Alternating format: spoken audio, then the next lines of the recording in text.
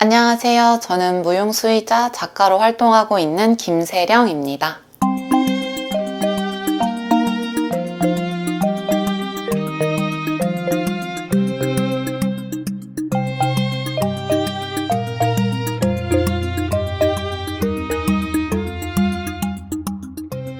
어렸을 때 장래 희망은 그냥 막연히 예술 활동을 하는 사람? 뭐 정도였던 것 같아요. 크게 없었던 것 같아요. 오히려 막 외교관도 되고 싶다 이런 생각도 많았고, 좀 해외를 많이 돌아다닐 수 있으면 좋겠다 그런 생각을 많이 했던 것 같아요. 과학자도 되고 싶어 했던 것 같기도 하고, 그냥 이것저것 평범한 애들처럼 좀 다양하게 꿈꿔보긴 했던 것 같아요. 저는 일단 무용을 오랜 시간 이제 전공을 해서 한국 무용을 전공을 했는데, 무용을 베이스로 이제 창작 작업, 제가 직접 안무랑 연출을 해서 퍼포먼스까지 하는 그런 공연들이랑 또 전통 공연, 그리고 이걸 토대로 전시를 같이 하는 작업을 하고 있어요. 그래서 좀 움직임과 몸을 주제로 갖고 좀 확장을 시켜보는 일들을 해보고자 하는 것 같습니다. 일단 엄마가 딸은 좀 예체능을 시켜보고 싶다는 생각이 좀 있으셨대요. 그래서 좀 이것저것 되게 많이 좀 시키셨는데, 제가 제일 좋아라 했던 것 중에 이제 하나가 무용이었어서 무용을 계속 했었고, 이제 입시를 중학교 때 하게 되는데, 사실 그러면 어릴 때부터 초등학교 저는 한 3학년? 이때부터 콩쿠르를 이제 나갔었었는데, 그때 학원에서 발레 선생님이 좀 예뻐라 해주셨어요.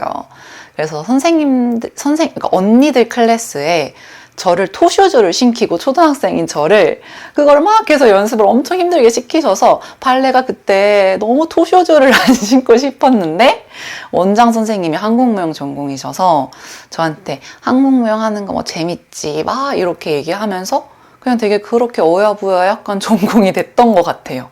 그래서 한국무용 전공 시작한 것도 그냥 발레 토슈즈는 별로 안 신고 싶고, 한국무용 막 치마 날리고 춤추는 거 막 재밌고, 이렇게 시작을 했다가 중학교 때 이제 가느냐 마느냐는 사실 큰 결정이다 보니까, 어떻게 보면 부모님이 이제 저한테 뭐 춤추는 거 좋냐 뭐 이렇게 물어보셨대요. 저는 사실 진짜 기억이 안 나는데, 제가 그때 엄청 오그라들기는 하는데 춤을 추지 않는 제 모습은 상상이 안 된다고 했다는 거예요. 그냥 어린 마음에 그냥 춤추는 게 좋으니까 그냥 그렇게 얘기했던 것 같거든요.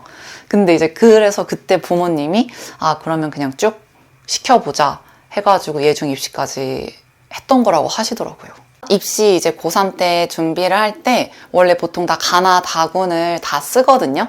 그래서 이제 뭐 12월에 준비하고 1월 뭐 2월 뭐 이렇게 끝에까지 진짜 준비를 계속 이제 1년 넘는 시간 동안 하는 건데, 입시가 이제 지치고 힘들고 하니까 그때 이제 선생님들이 가나다 다 썼냐 지원서 냈냐 이렇게 물어보시는데, 제가 이제 다 냈다 하고 부모님한테 이제 말씀드려서 저는 가군까지만 하고 그만하고 싶다 이렇게 해서 몰래 가군까지만 쓴 상태로 가군 입시를 다 치렀어요. 그래서 이제 입시 끝나고 집에 오는 길에 이제 선생님이 전화가 와서 뭐 세령아 이제 다음에 이제 준비해야 되니까 뭐 음악 녹음해가지고 그거 너가 좀 담당해서 와주면 좋겠다 하셨는데, 이제 그때 제가 선생님한테 선생님 이제 사실 제가 내일 모레 비행기 표가 끊어 있어가지고 가족여행이 잡혀 있다 이렇게 말씀을 드렸더니, 이제 어떻게 된 거냐. 그래서 이제 그때 이제 사실대로 말씀을 드렸죠. 이제 너무 못하겠어가지고 가군까지만 작성을 했다. 그래서 이제 뭐 잘 갔다 오고 선생님들한테 좀 뭐 혼나기도 하고, 또 어느 분은 또 그냥 되게 웃으면서 잘 넘어가 주셨는데, 그래도 뭐 가군에 잘 가서 졸업을 했습니다. 제가 껴있는 전시에서 다 공연을 퍼포먼스를 했었어요. 그래서 어떤 딱 작가님이랑 그런 걸 협업을 딱 해서 전시했다기보다 제 걸로 계속 조금 전시를 했었어가지고, 퍼포먼스도 같이 약간 공간을 내가 어디서 하는지 어느 정도 활용할 수 있는지를 일단 제일 크게 생각을 해서, 그런 좀 제약이 있을 수도 있으니까 그 부분을 좀 생각을 하고, 제가 평소에 가지고 있었던 고민이나 주제 같은 부분들을 조금 더 잘 전달을 할 수 있는 방법들을 좀 모색하는 것 같아요. 아무래도 제일 애착이 가는 거는 첫 개인 공연 했을 때가 좀 기억에 많이 남는 것 같고, 또 한 번 이제 무용수로서 무대에 설 때 늘 잘하면 너무너무 좋겠지만 그게 늘 잘할 수는 사실 힘들거든요. 근데 내가 느꼈을 때 약간 무대 마치고 내려왔는데 좀 음악이랑 되게 잘한 것 같아. 뭐 악사분들이랑 되게 호흡이 잘 맞고 뭔가 좀 내가 잘 놀다 온 것 같아 라는 느낌이 들었는데, 그때 관객들도 그걸 똑같이 이제 느끼고 너무 좋았다 이번에 이렇게 해줬던 공연들은 조금 더 그래도 기억에 남는 것 같아요. 무용하는 사람들이 살짝 의외라고 생각하실 수도 있는데 일자목이 진짜 많아요.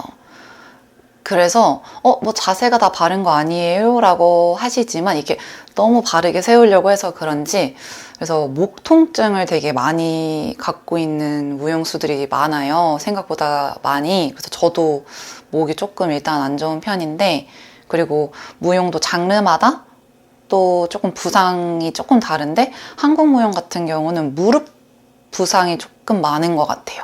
이렇게 앉았다 일어났다 하는 동작들이 굉장히 많아서, 근데 그때 또 바르게 척추를 세우고 하체를 이렇게 앉았다 일어났다 해줘야 되다 보니까 좀 부하가 많이 걸리는 경향이 있는 것 같더라고요. 그래서 하체 쪽 부상 이런 게 좀 많은 것 같고, 저도 그래서 무릎도 좀 안 좋고 발목 같은 경우도 좀 많이 이렇게 좀 틀어진 편이었어서 인대도 꽤 많이 파열되고, 그러다 보니까 이제 지지해주는 게 좀 약해서 골절도 좀 돼서 그런 부상 같은 부분은 좀 계속 안고 가면서 계속 이렇게 좀 재활이나 스스로 보강 훈련 같은 것들을 좀 해서 잘 케어를 해주는 게 중요한 것 같아요. 무용 공연을 사실 접하는 분들이 많지가 않잖아요. 저도 이렇게 사람들 만났을 때 무용 공연 진짜 뭐 한 번도 본 적 없어요 이렇게 얘기하는 분들이 워낙 이제 많아가지고 좀 조심스러운 벽이 있는 것 같은데, 정말 그냥 직관적으로 느끼면 좋을 것 같아요.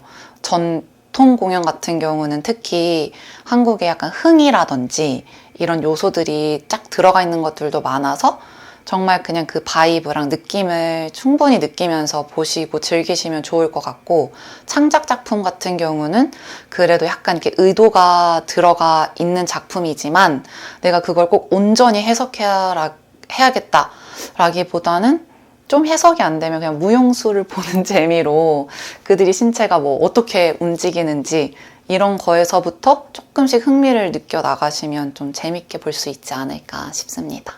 제가 고등학교 3학년 때 동아무용 콩쿨이라고 국내에서 그래도 제일 큰 콩쿨이에요.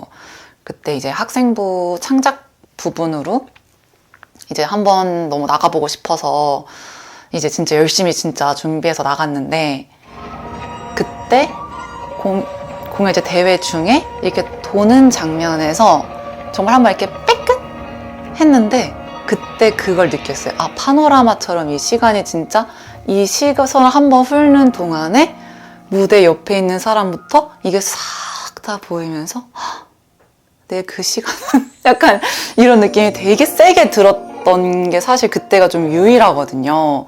그래서 그때 그 실수가 진짜 기억에 남아요. 그리고 나서 이거를 내가 이렇게 망칠 수 없다 이 생각에 그 뒷부분을 진짜 열심히 마무리하고 대회를 이제 마쳤던 기억이 있거든요.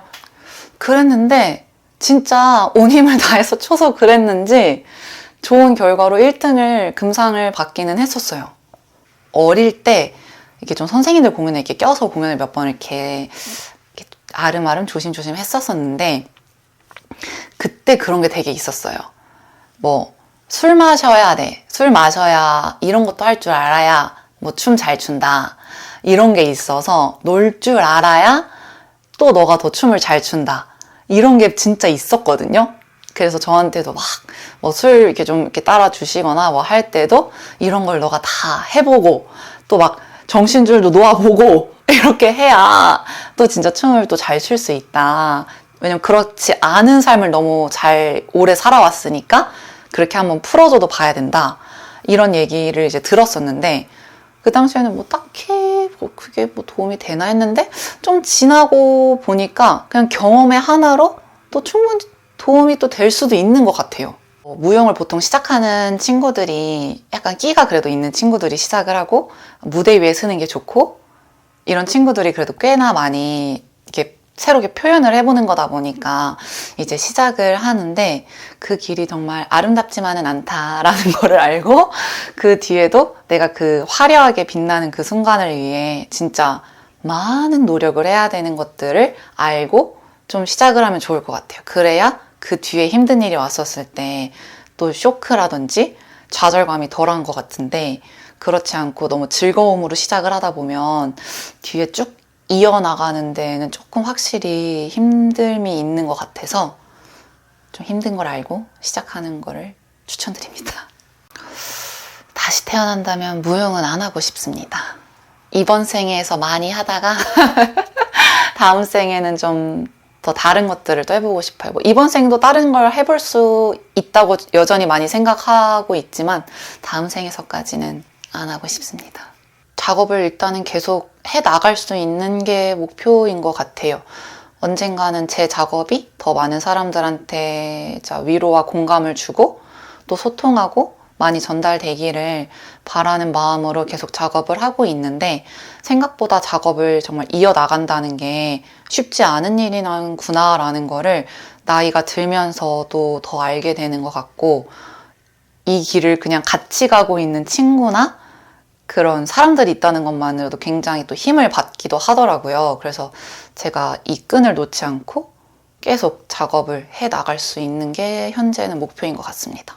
제가 이 질문을 보고 내 좌우명이 뭐지? 생각을 했는데 제가 옛날에는 그 너가 사는 인생을 사랑하고 사랑하는 인생을 살아라 라는 그 문구가 이제 영어로 되어 있는 걸 되게 좋아했어요. 아 진짜 아름다운 말이고 맞는 말이다 라고 생각했는데 어느 날부터 굉장히 그거를 잊고 살고 있었더라고요. 그걸 되게 좌우명처럼 갖고 살았었는데 그래서 이 질문을 받고 약간 다시 상기를 시킬 수 있었던 것 같아요. 그래서 약간 맞아, 난 내 인생을 참 사랑하고 또 내가 사랑하는 삶을 살고자 노력을 해야지 했었는데 좀 까먹고 있었구나 이런 생각이 좀 들어서 좌우명은 어쨌든 그거인 것 같습니다.